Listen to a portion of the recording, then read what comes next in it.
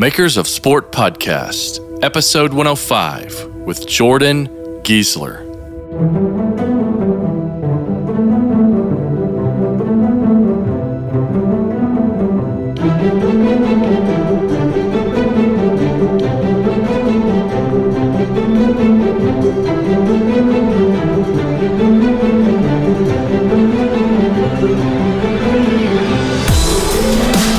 Hello and welcome to episode 105 of Makers of Sport Podcast. I'm your host, Adam Martin, at @TAdamMartin on Twitter. My guest for this episode is a guy that I met through the sports design community probably 4 or 5 years ago in the early days of Makers of Sport. At the time, he was a graphic designer, and he has since climbed through the ranks to become the creative services and brand manager for his team. He is one of those guys that grew up in the region, went to college a couple of hours away, and found his way back home to work for his hometown team. All of that loyalty and hard work paid off, as now he is part of a Super Bowl champion front office. That's right, it's a post-Super Bowl World Championship podcast, and I'm very happy to welcome aboard the protector of the Kansas City Chiefs brand, a guy I'm happy to call my friend, Mr. Jordan Giesler. What's up, man? Dude, that's a heck of an intro. I love it. I love it. Yeah, man. Favorite part? It's got to be protector of the Kansas City Chiefs brand. Oh, well, that's tried and true. I mean, obviously getting to know you over the years, man, that is definitely something that you are. And honestly, I mean, that's what teams really need, in my opinion, to at least have one person on the creative staff that is kind of that local hometown creative that just gets it. You know what I'm saying? Tried and true. Yeah, 100%. The way I like to talk about it sometimes, because you nailed it, is like I talk about it like Game of Thrones, The Night's Watch. Because like you're the guardian, you're the protector, you're the wall, stopping the White Walkers from going in and removing the key line around your logo and all that stuff. Right. And there's really, and it's kind of funny, man. Out of like the industry, people move around so much that it's almost feels rare these days to have someone that sort of stuck it out with their squad, and then obviously it paid off in the long run for you. But another guy that sort of falls in that category would be Ross over at the Dodgers, right? Like it's your passion, man. Yeah, 100%. Ross, I mean, he's got a few more years on me, but hats off to him and doing everything that he can for his hometown brand. That's amazing. Yeah, I'd love to be in those shoes someday. That's awesome. So we've seen the photos. We've watched the parade clips. You got you're turned up. You're turned up quite a bit. On Twitter, man. So how's the parade recovery coming? Parade recovery is great. And, we can dive a little bit into Super Bowl, but parade was one of those moments, once-in-a-lifetime moments. And it's one of those days I will never forget for the rest of my life. Super Bowl was one of those things where we were working, like it was a working environment. It was crazy. It was great. We're in Miami, but parade was that moment where I kind of finally got to like just enjoy it. Yeah, and, like it became a reality. Yeah. And that's exactly what happened, So on like Monday, right? Like, what is going on? Is everybody, I mean, are you off a few days? Yeah, so Monday was the day that business staff flew back. And so we're going Sunday night. There's a post-game party, Sunday night in the hotel. That went till like 4 a.m. on Monday morning. We had to check our bag at like 5:30 a.m. So like none of us slept Sunday night. Right. And so Monday you're coming in, you're just landing, and you're kind of like, it's a bit of a recovery day. And then Tuesday for us, after Monday was just like, all right, last tidbits, things that we need for the parade. Are the screens right? Can we run tests? Can we do this? Can we do that? Oh, we need this printed really quick. Things like that. That's kind of what Tuesday was. And then Wednesday was just parade. Yeah. Well, cool, man. I definitely want to deep dive on some of this stuff a little bit later, but let's dig back into the past a little bit here. Let's go. Let's start from the beginning, man. Your younger days. I mean, obviously you grew up in the area. I don't know exactly where you're from, but I know you're and from the region. Yeah. Talk about that, man. Where did you kind of discover this knack for creativity? Was it something you always wanted to go in from the beginning, or was there kind of a pivotal moment? Like for me, it was I was really into superheroes, and then Slam magazine and sneakers. Right, I can kind of point back to that moment. Is there anything for you that you have, or was it just kind of an evolution? Yeah, I would argue there's many moments, right? I remember distinctly growing up and loving to draw. That was kind of like the first creative passion. And then I had a friend growing up who lived a couple of houses down that also loved to draw, and his mom was like an artist and things like that. So that was really, really cool, growing up, and I just enjoyed being creative and doing things like that. I remember probably my first like creative hustle was like coloring pages and drawing, and then trying to sell it to like neighbors and going door to door, which is just, and I'd sell it for like a dime. That's entrepreneurial mindset, man. Yeah, but that's that's good. It wasn't very good. I didn't sell that many, but I was just a cute kid trying to sell his drawings. So I think, I don't know, that's probably the earliest I can think. And then, as you grow older, I kind of got into design a little bit more. I think that was mostly in like skateboard culture.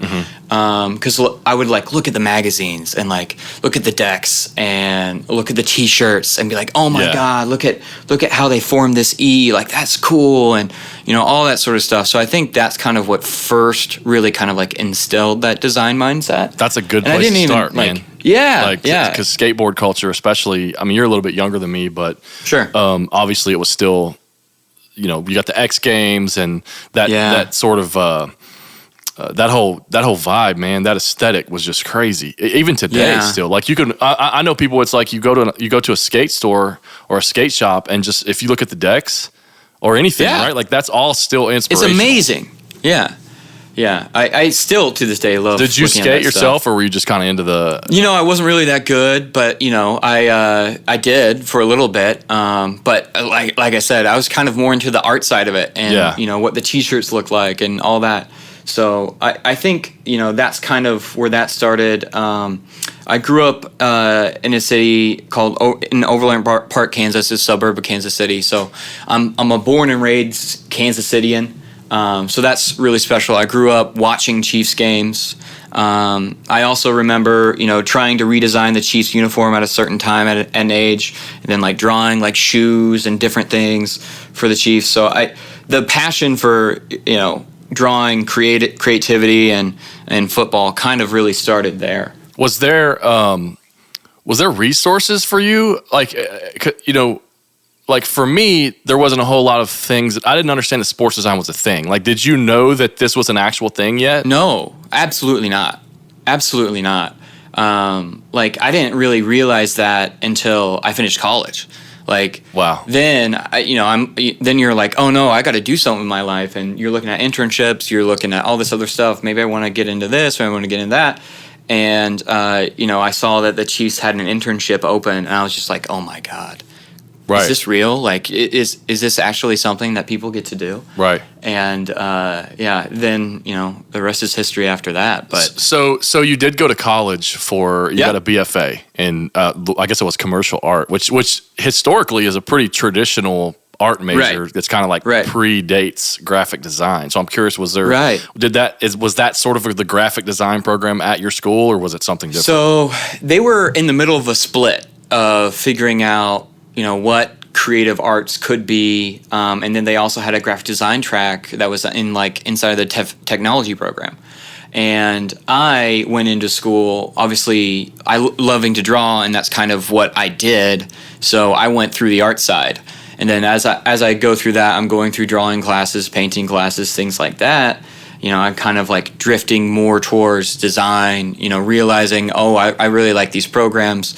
We hop on to the commercial art program where like you're starting to use like Photoshop and, Illustrator and things like that. And, they're making you take some of those technology classes, which is great, but not necessarily like formally trained in design as much as I was formally trained in like drawing and things like that. Yeah. Yeah, it's interesting because my school had a similar thing where we had a BFA in graphic design, which is the track that I went.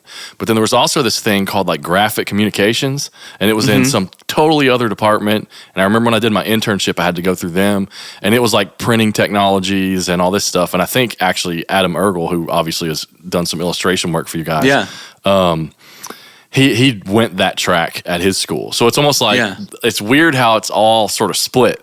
And even today, like nobody can really figure it out, right? You've got like interactive design and then like all these things. And so it's just an interesting field because it's design just sort of like spans across so many things. It sure does, yeah. And I was fortunate enough to have professors who really realized, like, oh, this is kind of where this student's passions lie. And I kind of had some work that was tailored towards where I could go. So that was actually really, really nice. But yeah, I went to school at a small school, Pittsburgh State University. It was like 2 hours away from home. And I was really fortunate to be able to have a little bit of an adaptive course, knowing about, he's kind of more of a design guy than somebody who's going to go out and start drawing or being an illustrator. Yeah. So, and we chatted briefly before this, but I dove back into the day, man. I do my research on these things, and deep in the dark crevices of the internet, I found. I can't believe you found this. I found a little speech or a presentation you were giving at your college on advertising and your passion for advertising. The young chin-strapped Jordan was really doing a great job, man. I gotta say, I was impressed at your age and the way that you were able to articulate what advertising was and why you cared about it. I'm really embarrassed, but that's life. I rocked that chin strap for a long time. that was the era, man. Yeah, but dude, when I was in college, we had we still were doing frosted tips, so at least it's not that embarrassing. Okay, we gotta find one of those. But yeah, that speech, that was one of those like senior program things, and like everybody had to do it, and like there was a newspaper writer, for the school newspaper there, and it was kind of a cool moment. And I actually had to, like, it was one of those things where like I was like, I have to kill this. Like, I'm the one student who doesn't want to do what this program is. I have to go and show them what I am. So hopefully that still shows out a little bit. I can't wait till we finish up so I can go and look at this thing and see how bad it is. But I haven't watched part 2, man. I'm gonna have to check out part 2.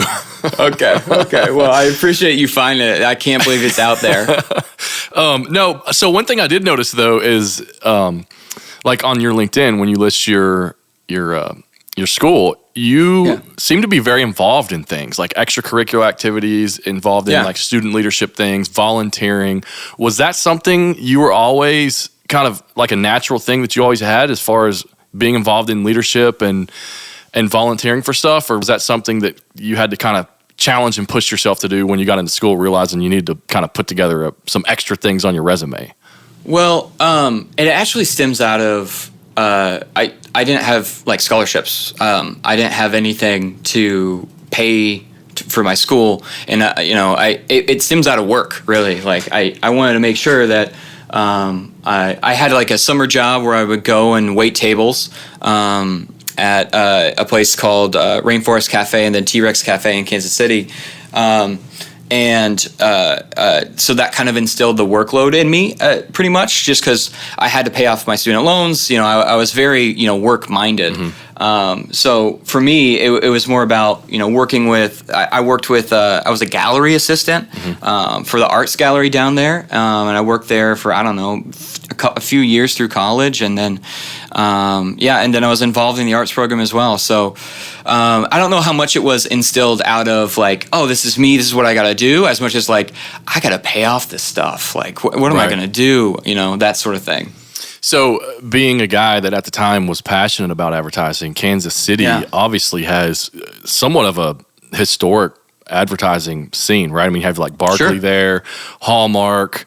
How were those avenues that you were kind of looking into? Like, how did the whole Chiefs situation come about? Because I know you were an assistant graphic designer there for a while. Yeah. The Chiefs thing just kind of like perfect time, perfect place. But when I was coming out of school, like I was dead set. I'm going to go work at an agency. I'm going to go learn from these people. I have to go and figure this out, and hopefully I can learn as I'm working there. Barkley was actually the one that I really wanted to work at, and I had an aunt who formerly worked there. Letter of recommendation, that whole thing. Didn't really work out, but I obviously landed at the Chiefs. So that's kind of how that ended up working. But I was absolutely dead set. Were you just applying? I mean, did they have a job that was open and then you applied at the Chiefs? Yeah. It was an internship. Like literally, it was an internship, and like I said, like I couldn't believe that was real. Like working in sports, is that even a job? So who was the lead graphic designer at the time? So at the time, her name was Ashley Mulready, and she brought me in. We had a round of a couple interviews. I think there might be a couple of projects as well that we did. Obviously... Wait, didn't she go work for the Hornets for a while? And now she's at Coca-Cola, right? I know who you're talking about. Absolutely. Yeah, I met her at MLC a couple years ago. Yeah. Yeah, she's super nice. You're always going to be thankful for those people who brought you in at the beginning. So, shout out Ashley. She helped me start my career. That's awesome, man.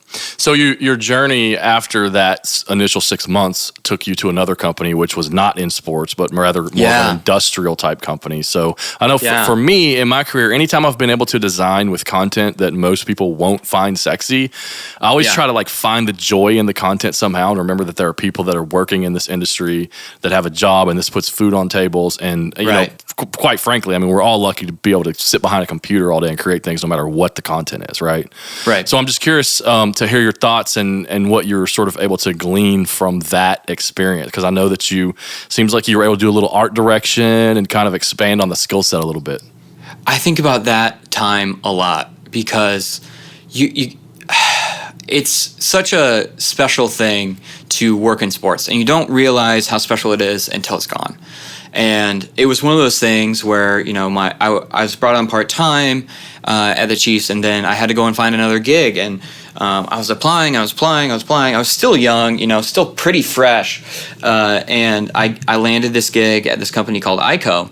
And it's all they do is they make eco-friendly light bulbs, and they don't sell direct to the consumers. They sell through distributors. Mm-hmm. So it's not like anybody even knows about them, right? Right. So it's not like many people are going to see your art. So I can't even tell you how much you're right in thinking, like, how do you find, the bits and pieces that make it really special when you're doing that. So I learned a lot from being there for, I don't know how many months I was there, but there was a designer who was there who's been there so long, but he found different ways to make, eco-friendly light bulbs really, really cool.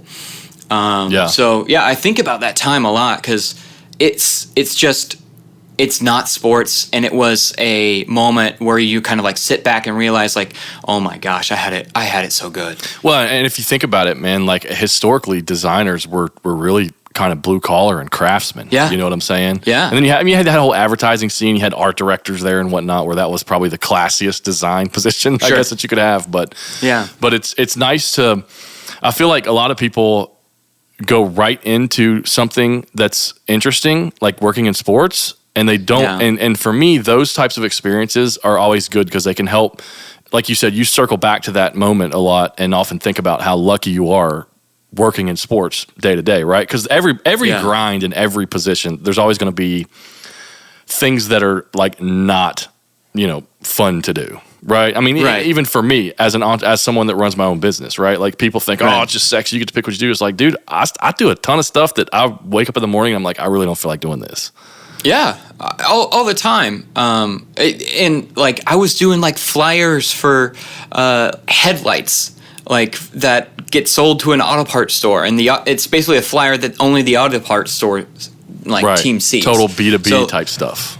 Yeah, and it was so different, such a like polar opposite from working at the Chiefs. So that experience really kind of shaped, where I really wanted to stay in. It kind of made you realize like sports is special, right? And I think about it all the time. So. What portfolio did you show when this Chiefs role comes back open, right? Like, how did that whole thing come about? Are you going in and showing them, your work that you did at that place, or did you kind of build custom stuff? Not really. When I left the Chiefs, it was kind of one of those things where it was like mid-season 2012. That was a really, really rough season for us. It just didn't work out monetarily, so I had to go and find something else. And when I left my last day, it was so sad because, again, like born and raised Kansas City Chiefs fan, watched the team, all that stuff, you know. And so I knew I didn't really want to leave. So when I said goodbyes to everybody, I dropped business cards. And, you know, I made a point to, you know, talk to everybody, you know, remember the moments that we had. Was it like personal brand business cards or like your Chiefs? Yeah. Okay. Yeah, it was personal brand business cards because they all knew I had to go. Right. I mean, it was one of those situations. And I got a call back based on those cards. Wow. So, yeah, it was surreal to get that call back. And just say, hey, we're going to have a position open, blah, blah, blah. And, you know, then obviously I said yes, and then it spins to full time and all that sort of good stuff. So that's super interesting an interesting point, I think, that a lot of schools, kids are being taught to do things a certain way and show your portfolios and your resumes and all these things. And, you know, you got this job based on networking, essentially. Yeah. And without even having to show work. And the same thing's happened to me before, too, where it's like I've literally worked with people before, and they've, like, paid my invoices, and they're like, I haven't ever seen anything else you've ever done. And I'm just, it's so bizarre, right, to think like that. But it's literally, it's about who you know, and the way that you get to know people is to get out there and kind of develop soft skills. And I think that's something that you're good at, man. I mean, you're easy to talk to. I appreciate that. Thank you. Was that something that was natural for you, or is it just something that's built up over time as you get older, right? You know, I wouldn't say it's natural. It's something that you obviously have to really, really work on. But I'm also not going to discredit the work that I did at the Chiefs when I was there. I think a lot of that, you know, people saw, you know, me staying late, me working hard on the projects, you know, talking with them. So I think that's really what made it so I didn't have to they didn't have to, you know, double check the portfolio on this kid as much anymore. You've been in the trenches, and they knew that you knew what it took to work. Yeah. In but on top of that, you know, you touched on soft skills, and so I grew up with my dad was a teacher, so my dad's a school teacher, a science teacher, and then my mom was an accountant, but she worked out of the home. Mm-hmm. So she would have clients come in, I would hear her talk to them, you know, kind of do the whole, you know, chit-chat right before, you know, making sure that she asked them about their life updates, all that sort of good stuff. So I would say I probably gleaned it a little bit, you know, from being in a household where my mom, you know, kind of had her own business.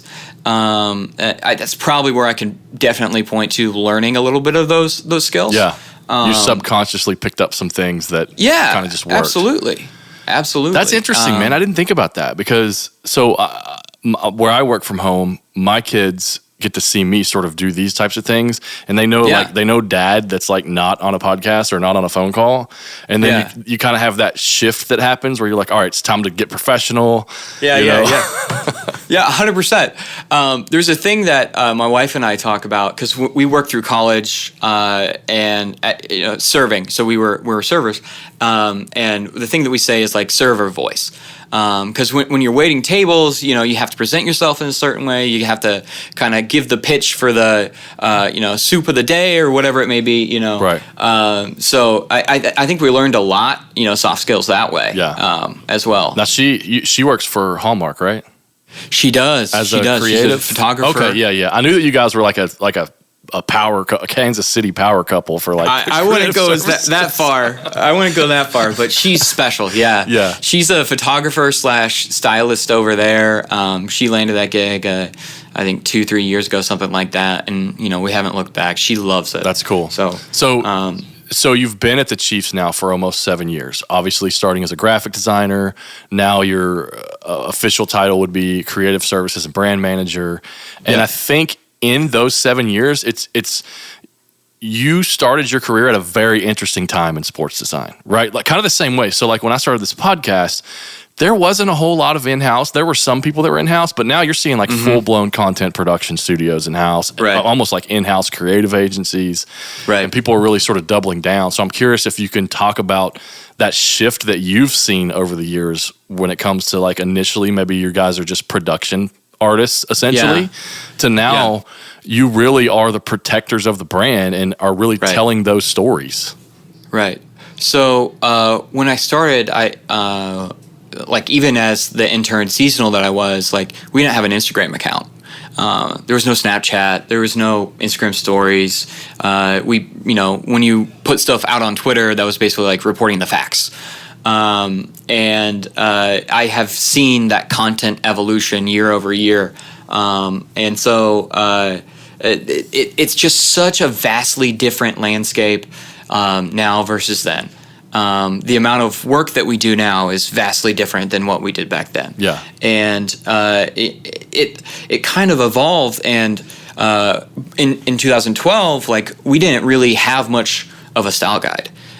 We didn't, and we kind of went to like a consultant agency and then an agency as well that helped us develop, who we are, why we are, what makes our fan tick, and all that sort of good stuff. So we actually got in early on that brand stuff. When it came to sports, we really, found it extremely important for us to know who we are and why we are, which was really special. I know a little bit of that growing up in Kansas City, the things that make, our fans tick, but that kind of helped us develop the Kansas City Chiefs, This Is Chiefs Kingdom brand. And then in 2013, that kind of evolved, and then we became more consistent in how we developed that and showed that and what ads we put out and what Out of Home was and all of that. So did that predate you, the Chiefs, This Is Chiefs Kingdom thing? No. Okay. I kind of got right as it was being developed.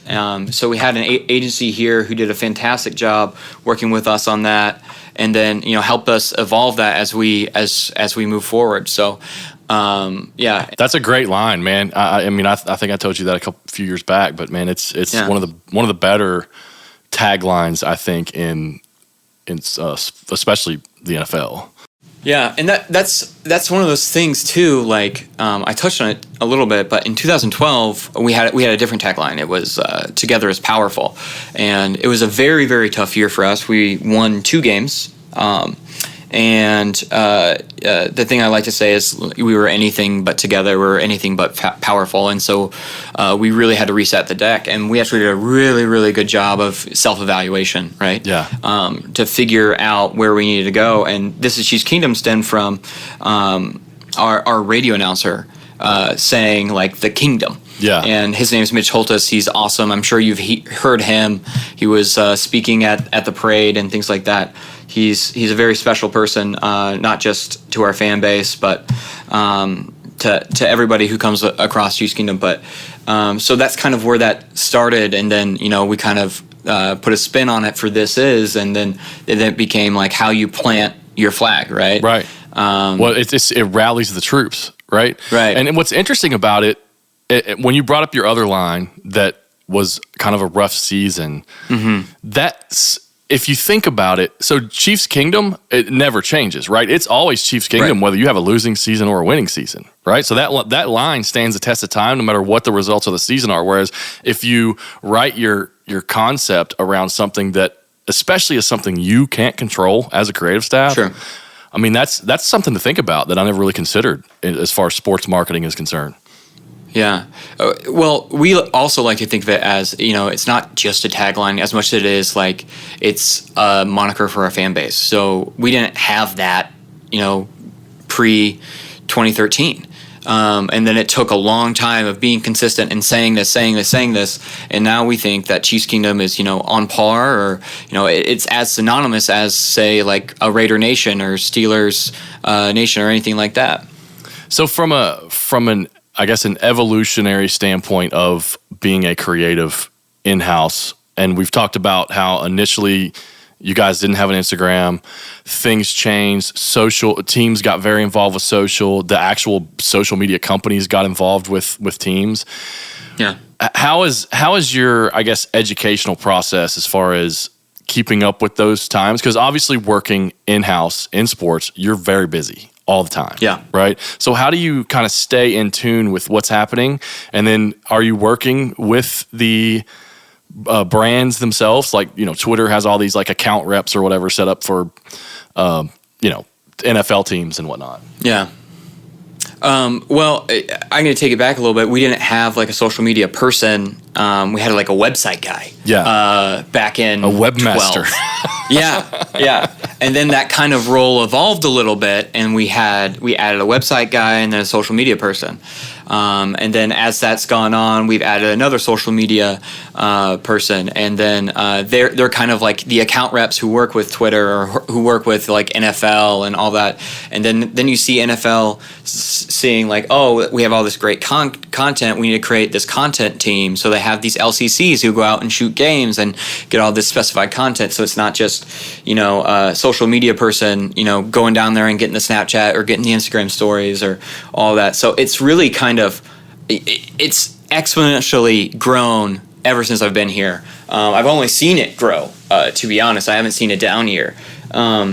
So the way that's been managed, when I started versus now is so vastly different, and we're in a much better place now. But it's amazing the teams and the staffs that you see out there. Yeah. Not just on the creative side, but also how that creative side works with the social side, how that social side works with the content side. We were very fortunate to have a pretty big video content team in 2012, 2013, and we've kind of kept that throughout. So that's kind of one of our backbones, one of the things that we really have that's very strong. We have a very good video content team who pumps out phenomenal work. So at that point in time, that video content team, like pre-Instagram, what are they doing? Like, where are they posting? So we were doing TV content? shows. We were doing TV shows. Okay. Yeah, we had a show called The Kingdom Show. We had Hy-Vee Chiefs Insider. We had, we had a couple others, and then now that's evolved into one or two TV shows, and then a podcast network, and then obviously a content team on top of that, short format video for social, and all of that. Does all of that now fall under the same creative studio, or is it siloed at all? Yeah, it's a little bit separate, right? So Chiefs Design is still under marketing. So I'm on the marketing side, but I work hand in hand with social. Social is also a part of the video content team that we call 65TPT. 65TPT also works with AeroVision. AeroVision being the Jumbotron here at Arrowhead. It's all kind of folded together. It has a little bit of distance, but just the right amount, and we work all the time together. So as far as Chiefs Design is concerned, give us a little insight into that particular staff, because it seems like I know a few years back I was fortunate to be able to help you on a project. I remember you were sort of drowning at that point where it was like so much work, and it seems like you've got some support now, and that the team's bought in on kind of bringing in some people. So we've gotten more support over the years, and we still have one full-time person, that's me, when it comes to design. And then we have two seasonals who help us throughout the year, and they hit 1,500 hours throughout the year. So it's one of those things where we bring in a lot of people, and over the years I've been fortunate to bring in a lot of people to help us develop our brand. So that's kind of how it is on the design side right now. And then we also used to have that agency for about 5 years. I think it was 13 to 18, somewhere around there. That's kind of how it's been on the design side. So would the agency work on kind of like the season ticket campaign, and then you would do a lot of... it kind of started with Kingdom, right? And developing out of home, and then having all these meetings and talking about radio, and then we no longer do radio, and different things like that. So agency worked on helping us set the deck for the year, and then now we've kind of moved on from that, and we're doing different sort of paid social, a little bit less out of home, trade radio, things like that. Right. Have you been able to, we talked about soft skills earlier, have you been able to find your, voice within the organization on maybe pushing back on some things, or really trying to get your opinion out there? 100%. So there's been many times when, you're designing something and you know it's right. And you can just feel it in your bones, those sorts of things. And so when those moments happen, we really make sure that we elevate things the right way and we talk to the right people in the right way. So an example I can talk to specifically about that, just this year was the 60th season campaign. We knew that 60th season was coming up for a couple of years. We always try to honor tradition here at the Chiefs. That's one of the pillars. It's actually in our mission statement. It's one of the 4 phrases in our mission statement. So we knew we had to do something extremely special. So we started, I don't know, probably about this time last year. We had the mark kind of already created, but not, the family of marks or the style guide or the reasons why all figured out. So we actually, for that specific campaign, we went to our archives. We have a very vast archive of, old newspapers, clippings, magazines, things like that, where we can go and find some old marks and things like that. So that's kind of how the 60th season started and developed. And then, on the marketing side, we're like, okay, what else can we do in stadium? How can we honor, our founder who also founded the AFL, and we created the Lamar Hunt Legacy Seat and different things like that. And had a big hand in soccer too. Yeah, huge hand in soccer, tennis, sport. He was a sportsman. It's very special that we, get to say that he founded the Kansas City Chiefs. So there's a lot of different history and things to pull from. And then we're like, okay, how do we honor the 60th season when it comes to game presentation? And that's kind of how we developed our gold end zones, which is a nod to Municipal Stadium when the Chiefs played there. And George Toma, who actually developed the first Super Bowl logo that was actually on the field for Super Bowl I. He was the painter, the field painter here in Kansas City. And Lamar loved his work so much, he brought him out to Super Bowl I. He's like, we don't really have a logo, but, we can have you come up with something. So it started with conversations like calling him and figuring those sorts of things out. As a fan, a kid that grew up to be as a fan, that's got to be incredible. Deep diving into that history. Oh my gosh.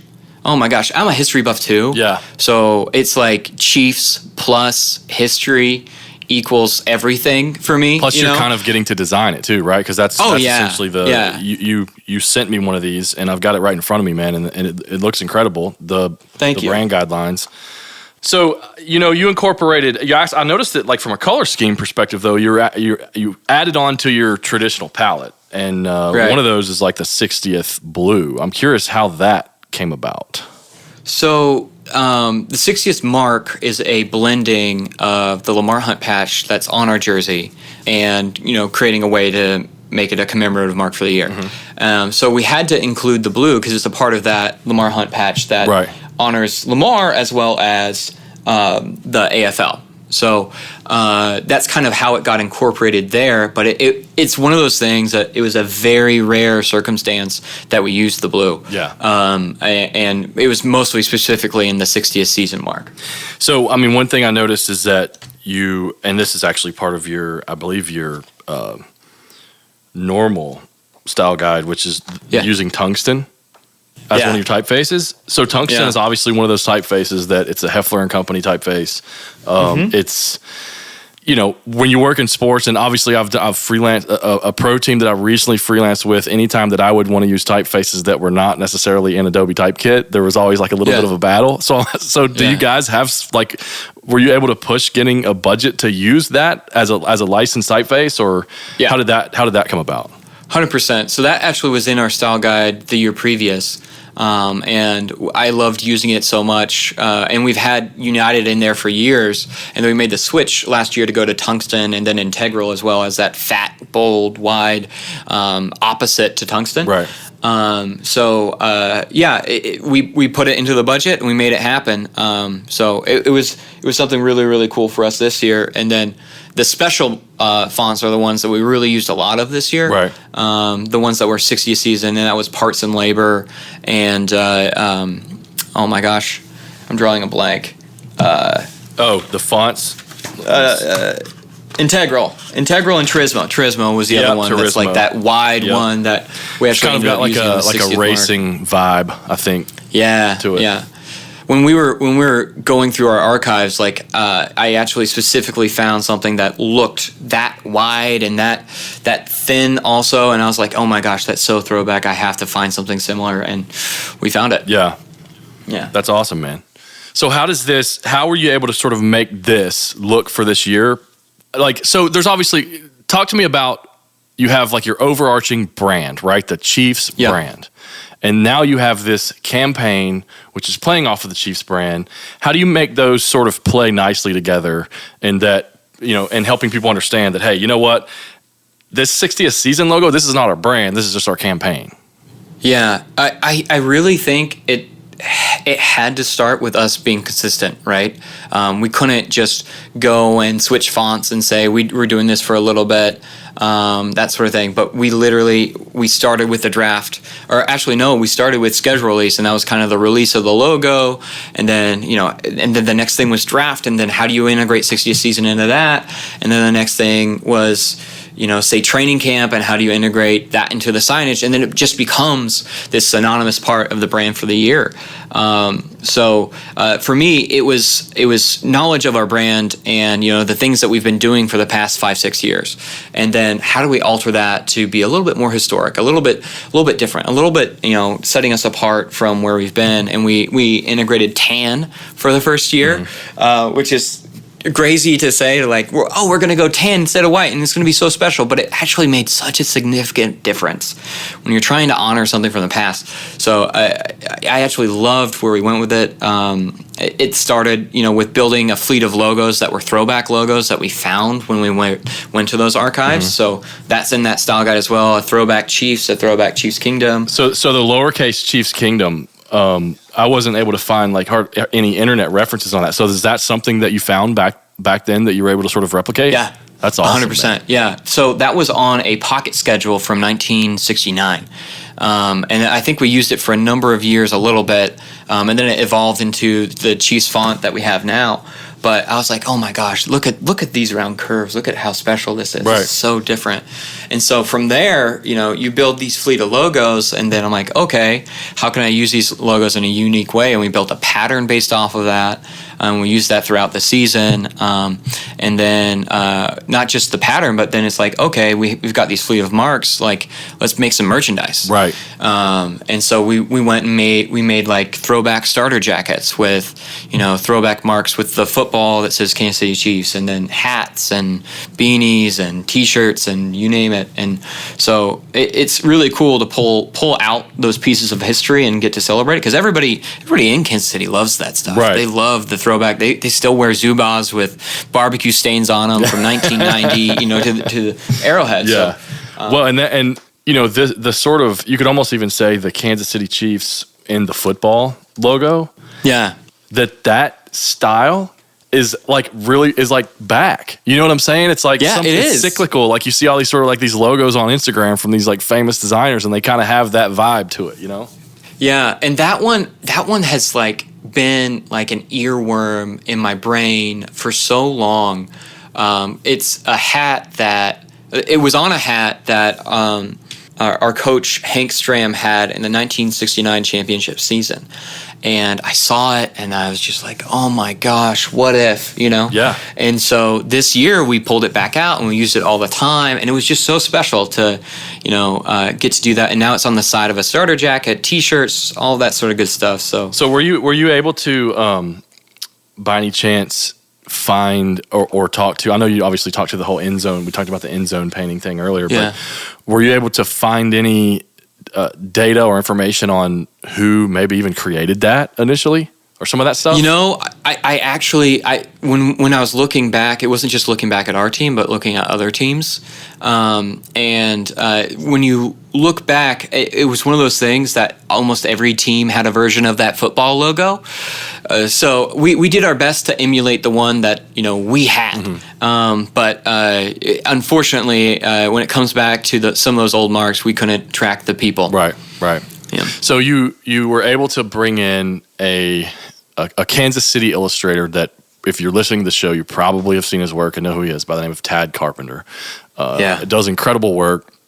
Big football guy. He definitely is not illustrating your typical sports design aesthetic. He's definitely a vector illustrator, but you were able to bring his style in and integrate it into some things that you guys wanted to do. And I know there's some interesting stories about it with his dad and all that. So can you just talk about that experience and then kind of like his appreciation for being able to work on this team that he loves? Sure. Yeah. So taking a little bit of a step back from that, the reason we got to work with Tad is because we presented an idea to do a poster series, and that was based off of what InSung and the Portland Trail Blazers had done as well. Right. So and I think the New York Red Bulls even started that whole thing years ago. So it had been like an idea that like some of our leadership had seen around. They're like, I like this, but it seems like a lot of work. Who can do this? And so we have an arts program here at the Chiefs, and it kind of ran through that a little bit. I knew immediately when we got approved to do it. What is the arts program? Because I remember a few years back, you took over my Snapchat and you discussed it a little bit, but can you just sort of reiterate what that is for people? So it's a little bit similar to that of Dallas, right? So we have all local artists submit art for the arts program here at the Chiefs, and then they're up inside the club of our stadium. So if you walk through the club level, it's fascinating to see all the different kinds, art from people in the Midwest. I know a few of them. A few of them are extremely special. All of them are, but it's really cool to see how our club level has changed after the beginning of that program. So knowing that we have ownership with an appetite for that, it was really nice for us to be able to say like, well, what if we did this limited poster series run for every game and extend the program a little bit. So that kind of became the Arrowhead poster series that we got to do this year. But when we get into that, the Arrowhead poster series, we knew that we wanted it all to be a local artist, just like the arts program in the club. And obviously, it's a little bit different than, say, painters or different sort of sculptors that you'd see in the club. So we had to find the right people, and I knew immediately that we had to get Tad. And that stems from, one, being a Kansas Cityan and loving his work. Been a big fan of his for a while. And then a couple years back, he had his Made in the Middle or Middle of the Map conference. I think it's Made in the Middle conference. Yep.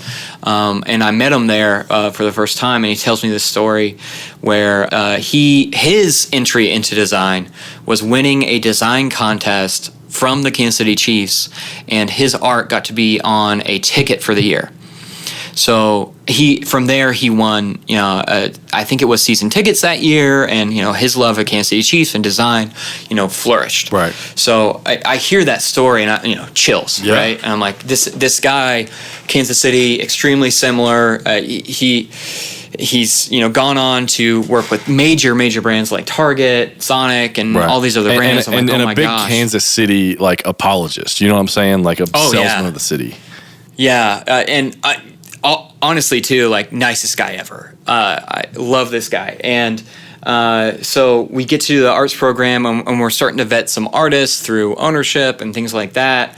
And we had to get Tad's name in there, and so it was very special to get him on that first one. We did him for the home opener for I think it was Chiefs versus Baltimore this year, and that was just an unreal experience to get to work with a design idol of mine, and get to end up making art with him. That was pretty special.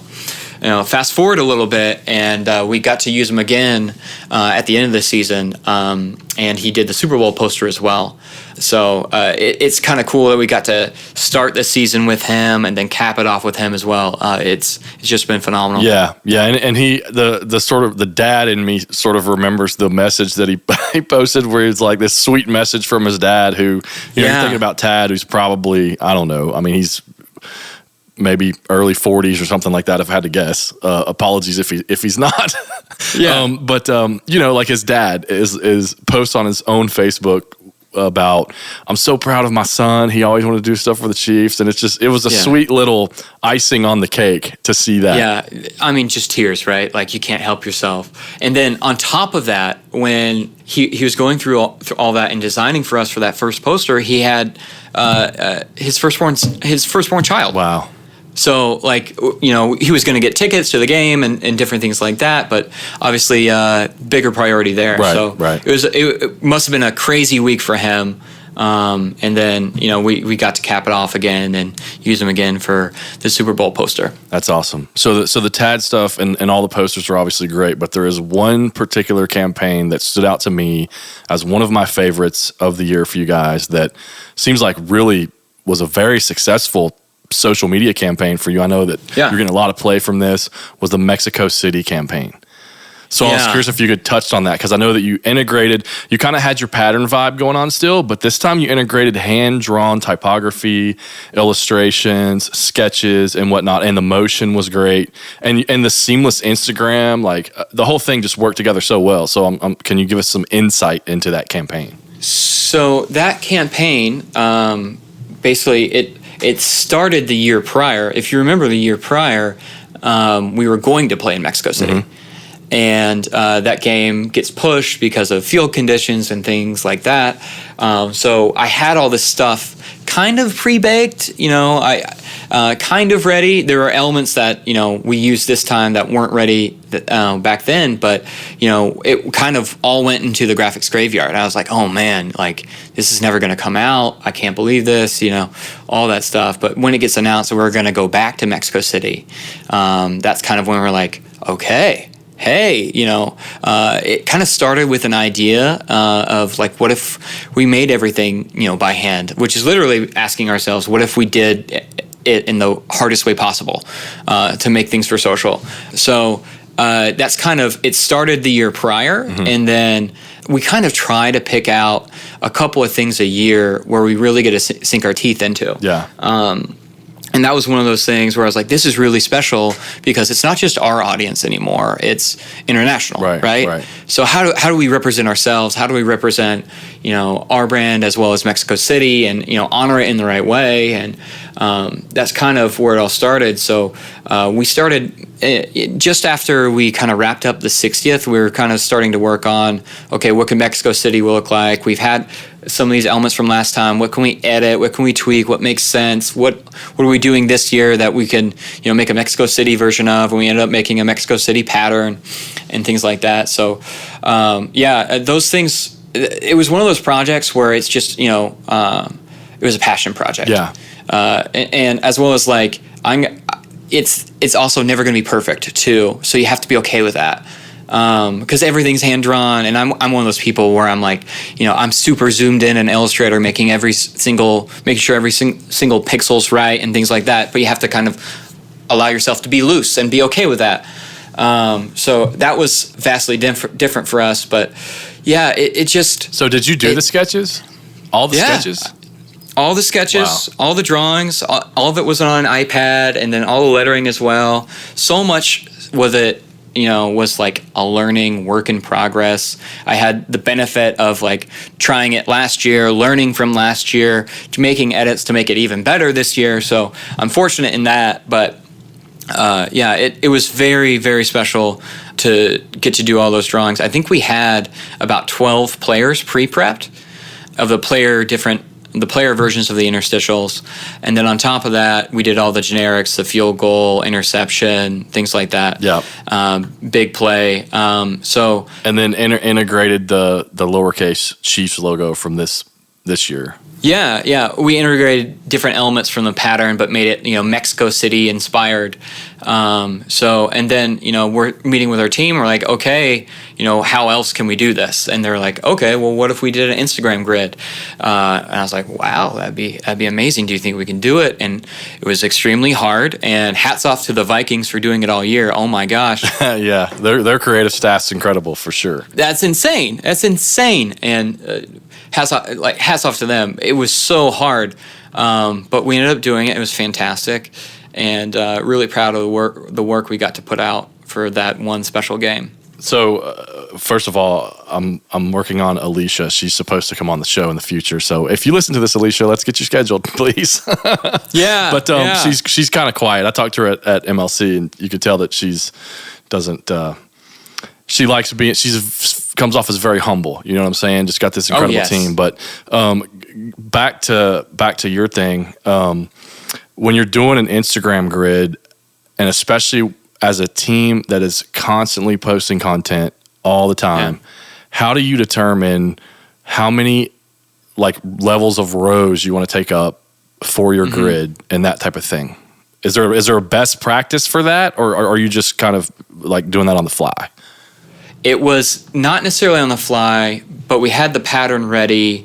And so it repeated in the right way in case we had to do an extra row of 3. Right. So everything had to happen in 3s inside of the grid. But we kind of based it off of, throughout the year, how many posts we would do on game day. And then on top of that, the 24 hours before, the 24 hours post. So that's kind of where we got a rough number. And then we had to be flexible enough to say, like, okay, if we go 1 over, it's going to be 3. So that's kind of how we figured it out. But we were ready for, I think, 21 posts or something like that. But I don't know what we ended up doing, but we were safe. So. Yeah. Well, man, it was awesome. You should enter that into the Clio Sports Awards, man, or one of those award shows for sure. Yeah, that and the 60th season are 2 things that we're extremely proud of. So good stuff. Well, the big elephant in the room. It's Super Bowl time.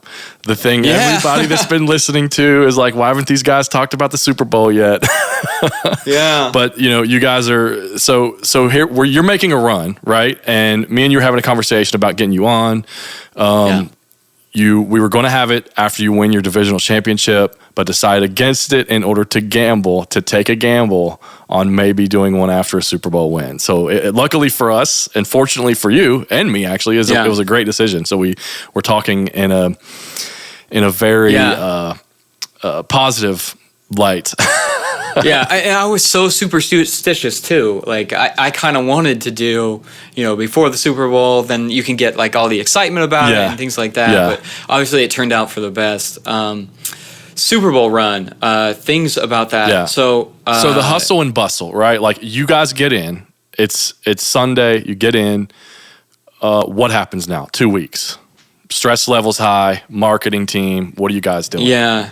So I'm going to take it back 1 week.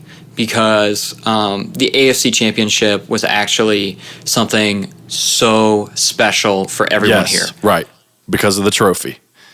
Because of the trophy, right? We last year got to the AFC Championship, and we had a spot that we've been sitting on for 5 years talking about what the Lamar Hunt Trophy means to this organization as well as to the kingdom. And that went out, and that was special, and we got to talk about it again this year. But I can't tell you how much I cried, how much it meant to me, to my family, to the kingdom, everything to just win that trophy. So that what a year, day man. was probably seriously, the whole thing. Yeah, unreal. Pat coming back and all the work that we put into all these different programs, and it's been an unreal year in terms of obviously our workload, but what our team has done as well.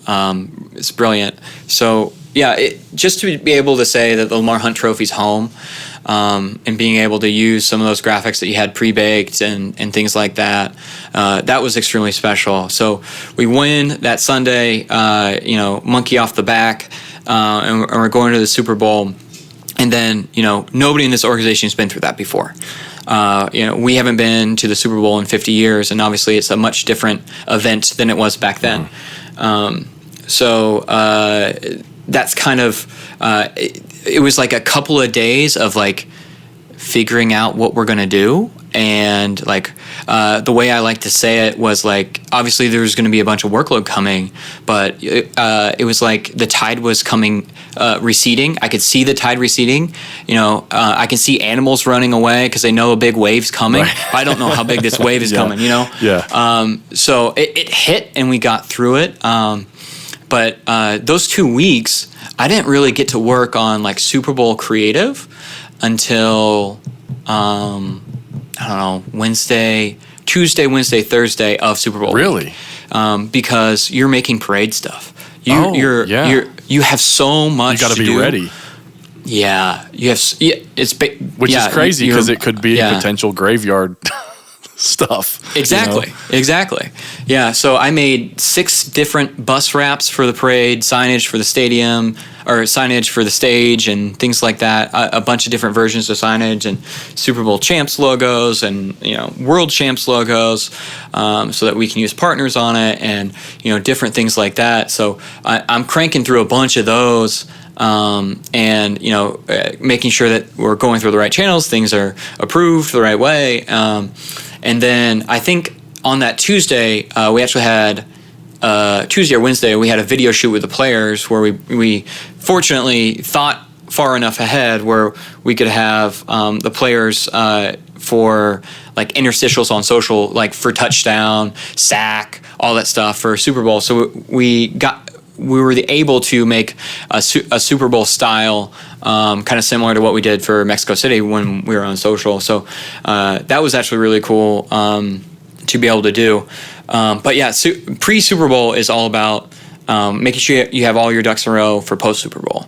Yeah. And then, trying to make sure, like, post-game, like, graphics that you want to go out, like an MVP graphic, or what's your Super Bowl winning graphic? How do you announce the Super Bowl champs logo? Should it be animated? Should it be this?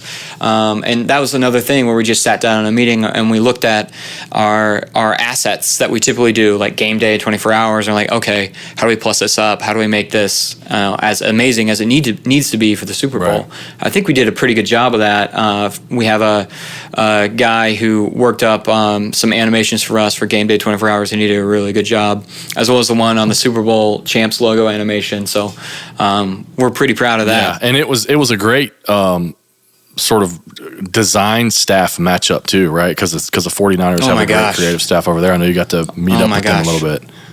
Yeah, they're an amazing team as well. I've always, looked up to the things that they've been able to do throughout the years, even when, Mayberry was there, Ben Mayberry was there. Mm-hmm. And there's actually some, former chief staff as well over there on the 49ers. So there's a couple of people that we know and love. It was kind of crazy to get to match up against, some of your friends as well. Right. But yeah, it was a surreal moment. Like, just I was walking in the Super Bowl press box trying to find my seat, and I went up, and then I saw the 49ers designers, and that was really cool just to have a quick moment. Right.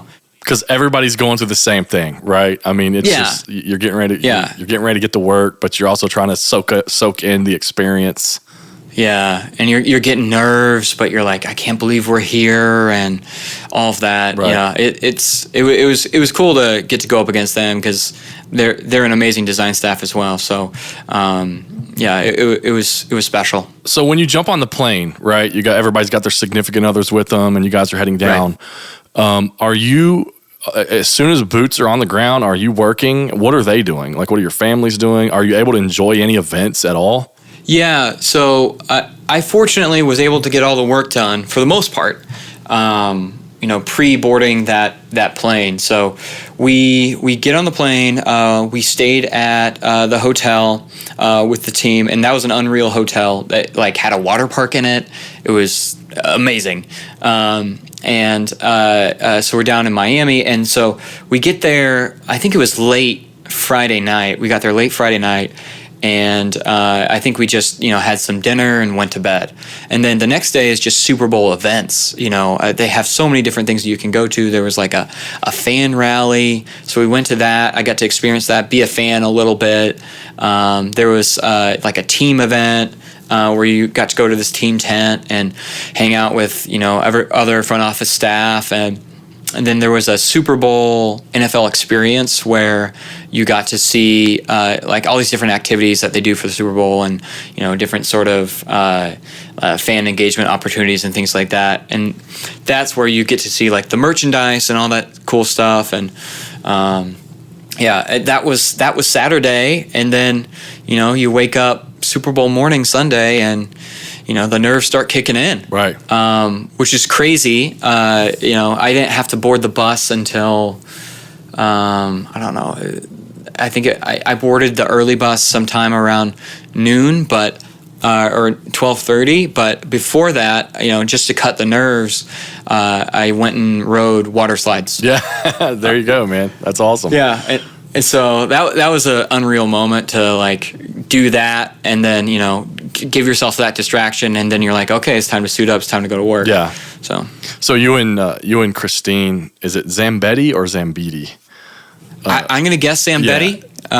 She used to work at Arkansas. We've met and chatted. We follow each other. She very talented designer. You guys got interviewed by Dribble, so you're Dribble famous. Yeah. How'd that come about? That was a cool thing. You just get email just comes out of the blue, and I'm like, I don't know how you got to me, but you got to me. And it's Dribble. They're like, hey, we want to talk about Super Bowl design. What it takes and things like that. And that's one of those moments where you're like, say yes. Why not? So that was really cool to be featured in an article with her, because the Chiefs and the 49ers have very similar design philosophies, both extremely traditional brands, both brand colors that are extremely similar. Right. So it's kind of cool to see how she talks about it and how I talk about it as well. Yeah. Cut from the same cloth, it's pretty special. Right. So the honeymoon phase is essentially, I would assume, going on right now and maybe even coming to an end, mm-hmm. right? Mm-hmm.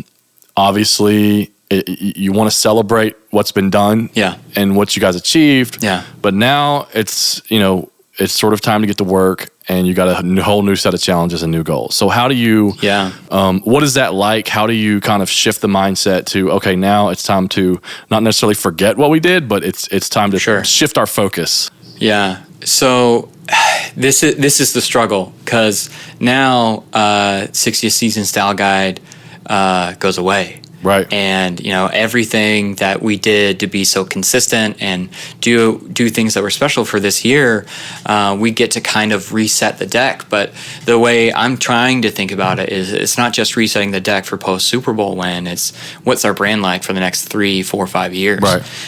So that's kind of what I get to do now, is celebrate the Super Bowl, right? And different things like that. And believe it or not, I'm already been talked to about season ticket box and things like that for next year.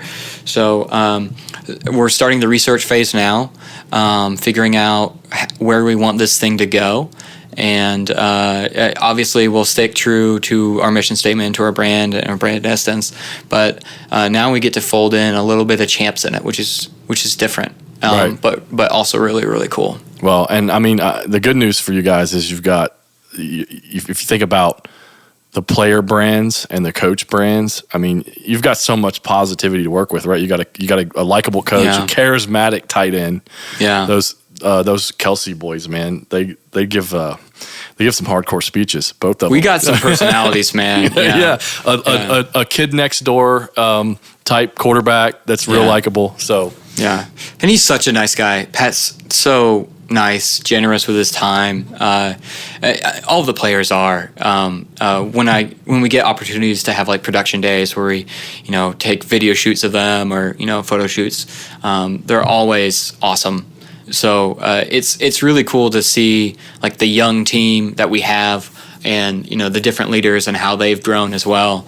They're all awesome. So building around them is obviously first thing you're going to do. That's awesome, man. Well, Jordan, I appreciate you taking the time to come aboard. I cherish our friendship. It's been a true pleasure to get to know you all these years. And kind of in a weird way, I've seen you experience a lot of life events, right? Like I was like around when you got married. And then now you win a Super Bowl. So it's been a wild ride, man. I look forward to hanging out again soon through video chats or in person at a conference, hopefully soon. So why don't we wrap up by letting you give your social media and shout out where people can find you. Yeah, you can find me on Twitter as like its_Gies, Gies, and everything else is a little bit more private. But I'm more of a Twitter guy. On Behance, I believe my it's just behance.net/Gies, so Gies. If you can't tell, that's kind of my nickname. And that's it. I can't thank you enough, Adam, for having me on. It's been a pleasure. It's been an honor to be on. And I can't wait to hopefully see you at MLC. Yeah, buddy. Awesome, man. It's been great. Talk to you soon. All right, man. All right. Thanks again, Jordan. My next guest is going to be William Peebles. William is an industrial designer by training, and he founded the Huntington Baseball Company in 2009 in Boston. At Huntington Baseball Company, he is reviving a foregone era of the handmade baseball goods by way of design, research, and craft. You can follow Huntington Baseball Company on Twitter or Instagram at Huntington BBC and check out some of William's amazing products. It should be a good conversation with one of the true physical makers of sport. Big thanks again to my guy, Jordan Giesler, for coming aboard the pod. He's one of the nicest guys in sports design, as you can probably tell from the show. He truly deserves being a part of a special team and a Super Bowl. And as he mentioned, you can follow him on Twitter at It's Gies, ITSGIES. And he's also a longtime member of the Makers of Sport community, where you can join along if interested at makersofsport.com/community. Past Makers of Sport episodes can be found in Apple Podcasts at makersofsport.com/iTunes, on SoundCloud, or also now on Spotify. You can also listen at the website or find any information there or Twitter, makersofsport.com at makersofsport. If you do enjoy the content that's coming from the Makers of Sport brand and are interested in supporting it, as you know, I don't do paid sponsorships, so you're not having to fast forward through any mattress company ads or anything of the like. You can support the show by joining the paid member community, which I mentioned previously, at makersofsport.com/community. In exchange for that fiscal support, you'll have access to additional and ever-changing content such as private Q&As with future, former, and special guests, community video hangouts, as well as interact, share private, trustworthy feedback, and build relationships with like-minded professionals in the Slack channel. Additionally, please take 1 to 2 minutes and head over to makersofsport.itunes, click the 5-star, and write about your positive experience with the show. When you do this, it helps others like yourself discover this podcast and the value it brings educationally to people that are wanting to work on the creative side of the sports business. If you cannot support the show fiscally by joining the community, these comments are a great way to show your support and love. I read them all, and it definitely helps me to stay inspired and to keep going. I will also accept any likes or ratings on Stitcher, SoundCloud, or whichever podcast application you enjoy listening in. I'm at T. Adam Martin on social. The show is at Makers of Sport. Until next time, have a good week.